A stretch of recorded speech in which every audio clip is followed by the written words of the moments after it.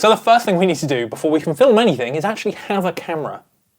Who'd have thought? So this is a really daunting world. It's similar to buying a drum kit, for example, or finding different cymbals or a different instrument, something like that. It's the very same world. It's just a different piece of equipment. It's a world that I both love and hate because I love buying new equipment, but it's also very expensive and there's lots of it that I really, really want. So the first thing to start is just see what you have now. So you might already be filming online lessons and you want to improve the quality, or you might be looking to start filming. The first thing to do is look actually at your phone and see what that has. So for example, this is, well, it's my phone. It's an iPhone 13 Pro Max, I think, so it's a few years old now, but it's still going strong. Apart from one of the lenses, the most zoomy in one, which is a technical term in the camera world, obviously. I think I must have dropped it on a gig because it's got these weird lines on the lens now and it's a bit annoying, but kind of makes some pictures look cool. Anyway, I don't use that lens often, so it's fine. But straight away, I've now got at least something to aim for. So the settings you kind of want to look for on the camera is the frame rate, the quality, and then what's called the f-stop. Now, straight away, we're sort of diving into some technical terminology, but I promise it's not too scary. We can do it together. So the f-stop, or the aperture, is essentially how blurry the background is going to be. So the lower the number,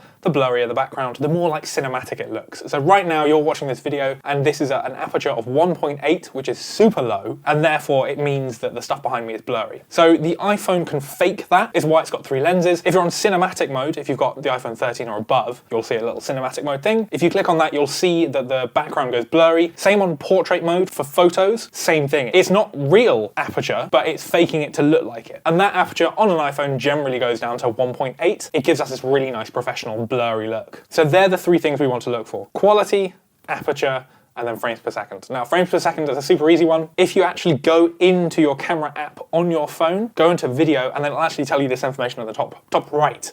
So for me right now, it says 4K and 30. That means the quality is in 4K, so Super HD, and then the frames per second is in 30. And I know that this phone goes up to 60. You can find out too by just tapping on that number. We want to make sure it has 30, and then if you're feeling fancy, you can get a camera that has 60, but generally, if you're just starting this, you probably won't touch that. If you have 60 frames per second, you can half the speed when you go to edit the video, and then it looks a bit more slow motion-y because it's more flowy, because your half 60 gets to 30. But again, that's a very, very specific technique, which you might want, but you should be fine. So with that, we can now go ahead and look for these things in cameras. Now, the great thing about this, as I'm filming this course in 2024, pretty much every single camera has these options, which is both great because it means we have loads of options, but it's really annoying because now it means we have loads of options. So there's 2 cameras that I would always recommend. So the first camera is probably the simplest and will last you a long time, and that's the Sony ZV-1. And that's because it doesn't have an interchangeable lens, which means you can't take the lens off. It's a really small camera and it has a flip screen, as you can see. It looks like this. I'll just click on the Sony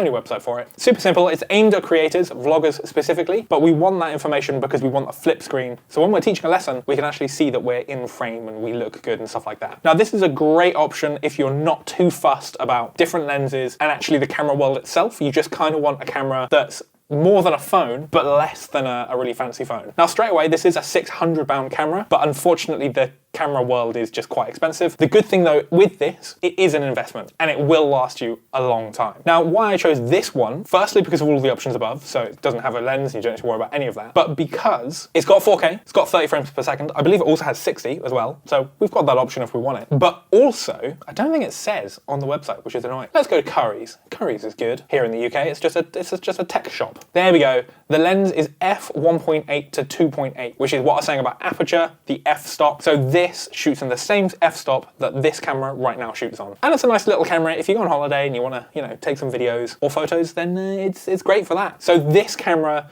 pretty much matches what I'm filming on now, but actually in better quality and a smaller size, and still gives you all of the options. So that's if you want just a single camera, buy it now, you're done. It's a really good option. Now, if you're interested in the camera world with interchangeable lenses, you kind of want the same price point, you want to start exploring that sort of thing, then I would also recommend the Canon M50. Now, Canons generally tend to be a little bit easier to use than Sony, just from the menus and how they work. But if you're coming into this video, into this course, having used neither, then you're absolutely fine. It's just purely because I've used Canon and I've used Sony. I just find Canon easier, but that's because I've used both and I've got familiar with Canon. If you're not familiar with either, then whichever one you choose is going to be the easiest. So the Canon M50, similar in price to the Sony camera, pretty much exactly the same settings, so the 3 that we're looking for: the quality, the frames per second, and the f-stop. With the lens that it comes with, the f-stop is slightly higher at 3.5, but if you're shooting in a room like I am, or you're away from your background, you're still going to have a blurry background. It's all good. But the good thing about this is that you could then buy another lens that has a lower f-stop. So you can actually take the lens off,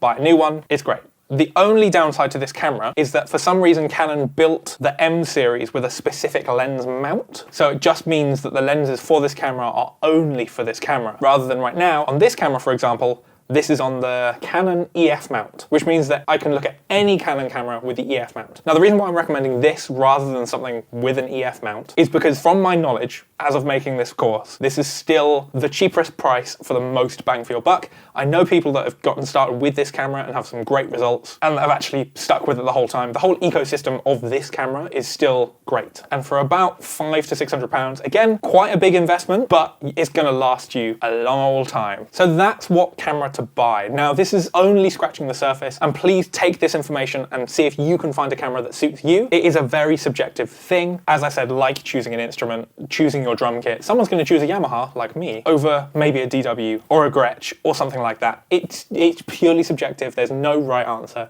It's whichever one suits you the best. These two cameras are probably a safe choice if you're just like, no, I just want a camera, just tell me a camera to buy. These two are a good bet. But like I said, take those 3 pieces of information, aperture, frames per second, video quality, and then search for that on those big lists, and you should be absolutely fine. So in the next video, we're actually then going to move on to lighting. Now, the secret with lighting is that is where all of the great quality comes from. So you can have an amazing quality camera, but if you don't have good lighting, then it's still not going to look great. So we're going to dive into all of that in the next chapter, all about lighting.